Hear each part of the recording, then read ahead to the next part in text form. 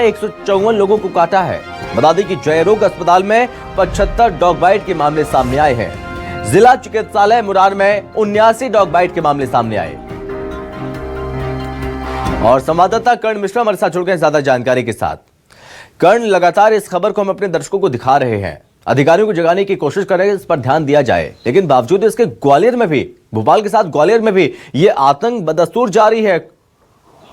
देखिए, बिल्कुल ये आतंक जो है वो बदस्तूर जारी नजर आ रहा है और इसकी वानगी जो है वो आंकड़े बयां कर रहे हैं कि जिस तरह का ये घटनाक्रम 24 घंटे के अंदर सामने निकल कर आया है कि 154 से ज्यादा लोग जो हैं वो डॉग बाइट के शिकार हुए हैं। और ये जो 154 का जो आंकड़ा है वो शासकीय अस्पतालों का है। इसके दुगने लोग जो हैं वो प्राइवेट अस्पतालों में पहुंचकर या क्लिनिक पर पहुंचकर इससे रिलेटेड इलाज लेते हुए नजर आ रहे हैं। तो इस बात से अंदाजा लगा सकते हैं कि हर रोज लगभग 300 से ज्यादा लोग जो हैं वो आवारा कुत्तों के निशाने यानी कहर का शिकार हो रहे हैं। आज जिस तरह के आंकड़ों की तस्वीर पर अगर गौर किया जाए तो बीते साल यानी 2023 में महज ग्वालियर में सरकारी अस्पतालों का जो आंकड़ा रहा है उस आधार पर 81,000 से ज्यादा लोग जो हैं वो डॉग बाइट के शिकार हुए थे। महज दिसंबर के महीने मात्र में 12,500 से ज्यादा लोगों को आवारा कुत्तों ने काटा था और इनमें कई मासूम बच्चे, बुजुर्ग और स्कूली छात्र जो हैं इसमें सामने निकल कर आए थे।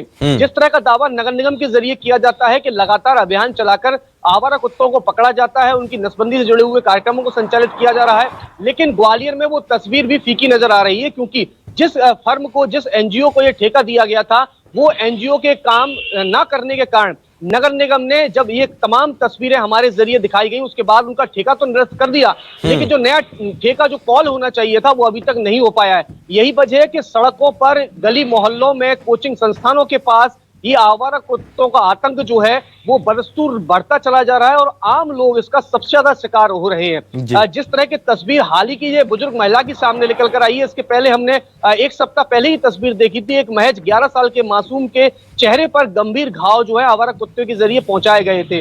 तो साफ तौर पर जिस तरह के घटनाक्रम सामने निकल कर आ रहे हैं, ऐसे में नगर निगम पे जो स्थानीय लोग हैं उनका गुस्सा भी फूट रहा है, सीधे तौर पर उनकी लापरवाही भी देखी जा रही है, लेकिन लोगों को राहत मिलती हुई नजर नहीं आ रही है। कर्ण, जैसे कि अभी शब्बीर ने भी बताया कि ग्वालियर में भी जब इन खबरों को हम दिखाते हैं, ये खबरें सामने आती हैं, उसके बाद नगर निगम की ओर से एक विशेष अभियान चलाया जाता है ताकि इन आवारा कुत्तों को रेस्क्यू किया जाए। क्या उस तरह की दिखावटी कार्रवाई क्या ग्वालियर में भी देखने को मिलती है उस समय?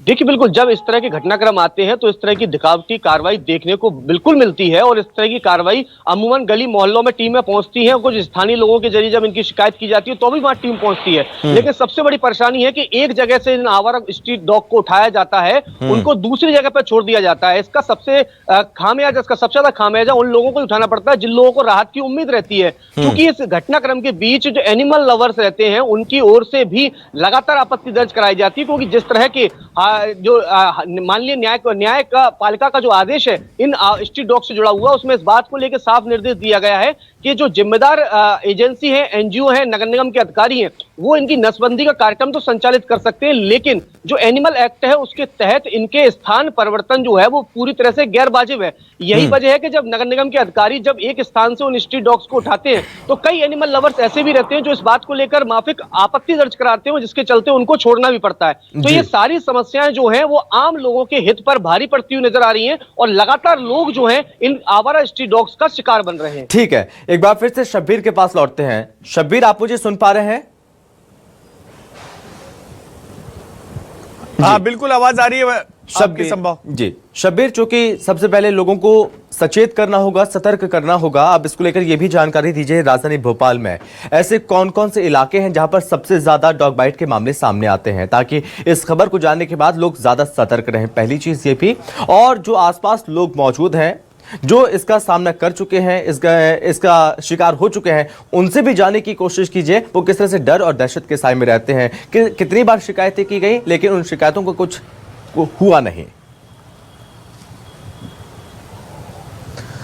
बिल्कुल संभव बात की जाए, राजधानी भोपाल में जो तस्वीर ग्वालियर में करण बता रहे थे वही तस्वीर राजधानी भोपाल में भी देखने को मिलती है। सबसे जरूरी जो है, जो डॉग लवर रहते हैं या फिर जो पशुओं के लिए काम करते हैं, उनकी समस्याओं का उनके साथ यही सबसे बड़ी चीज है। जब नगर निगम की तरफ से कार्रवाई की जाती है तो कानून का हवाला देते हुए जो कार्रवाई है उसके ऊपर एक तरीके से कह सकते हैं कि ब्रेक लगता हुआ नजर आता है। और सबसे बड़ा सवाल यही है कि आखिर इस तरीके के अगर कुछ ना कुछ दूसरे कदम उठाने होंगे। कानून भले ही इजाजत नहीं देता है कि आवारा कुत्तों को कहीं पर भी कैद करके ना रखा जाए, और कई बार तो तस्वीर संभव राजधानी भोपाल में ऐसी सामने आ चुकी है, जब नगर निगम वहां पर पहुंचता है कार्रवाई करने के लिए तो डॉग लवर वहां पर पहुंच जाते हैं और फिर उसके बाद वहां पर बहस की और हंगामे की तस्वीर देखने को मिलती है। और जो आपका सवाल था कि आखिर किस जगह पर सबसे ज्यादा राजधानी भोपाल में डॉग बाइट के मामले सामने आते हैं, तो संभव बता दें, एक तो एमपी नगर है जिस जगह पर कल यहां पर हुआ है, क्योंकि यहां पर आवारा कुत्ते काफी बड़ी संख्या में हैं। करीब 1.5 घंटे के अंदर 21 लोगों को काट ले तो इसी से अंदाजा लगाया जा सकता है। इसके अलावा एक इलाका कोलार इलाका है जहां पर सबसे ज्यादा डॉग बाइट के मामले सामने आते हैं, और तीसरे इलाके की बात की जाए तो गोविंदपुरा इलाका है जहां पर डॉग बाइट के मामले सामने आते हैं और सबसे ज्यादा चीजें निकलकर सामने आती है डॉग बाइट की। कुछ लोग हैं यहाँ पर जो दुकान लगाते हैं, उनसे पूछते हैं। कल यहाँ पर आपको पता है कि कल देर रात को 21 लोगों को कुत्ते ने काटा, एक कुत्ते ने। हम तो 6 बजे बंद कर देते हैं। हाँ, लेकिन यहाँ पर आवारा कुत्ते की संख्या है। हाँ, हम 6 बजे बंद कर देते हैं साहब। आवारा कुत्ते यहाँ पे है कि नहीं है? कुत्ता है तो हाँ, कुत्ता हैंगे। नगर निगम की तरफ से कोई कार्रवाई नहीं हो रही, नहीं होती। तो ये देख सकते हैं, संभव यही चीज बताती है कि यहाँ पर जो दुकान संचालित करते हैं वो खुद बता रहे हैं कि नगर निगम आप की हमारे तरफ साथ से बने रहिए, कोई भी कार्रवाई यहाँ पर नहीं आप की हमारे साथ जाती है। बने रहिए, आप और भी लोगों से बातचीत करने की कोशिश करिएगा। लेकिन इस बीच कर्ण, आपका बहुत धन्यवाद हमसे बातचीत करने के लिए। ग्वालियर में भी यहाँ पर लगातार मामले सामने आते हैं।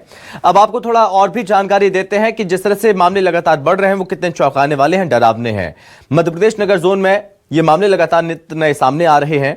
2 तस्वीर आपकी टीवी स्क्रीन पर, एक तरफ मध्य प्रदेश राजधानी भोपाल में, जहां पर भोपाल में आवारा कुत्तों का आतंक है। अस्पताल में आप देखिए ये मरीजों की संख्या किस तरह से बढ़ी हुई है। ये जो मरीजों की संख्या है, ये किसी को फीवर नहीं है, किसी को जुकाम नहीं है। ये जो पीड़ित हैं ये वो मरीज हैं जिन्हें कुत्तों ने काटा, यानी कि डॉग बाइट के मामले सामने आए हैं। इतनी तादाद में लोग बढ़ गए कि यहां पर जो रेबीज का इंजेक्शन है वो भी कम पड़ गए। और दूसरी तस्वीर है जहां पर ग्वालियर में भी एक बुजुर्ग महिला को काटा है और बीते 24 घंटे में बता दें कि 100 से ज्यादा लोगों को कुत्तों ने काटा है। आप समझ सकते हैं ये आंकड़े कितने चौंकाने वाले हो सकते हैं अगर समय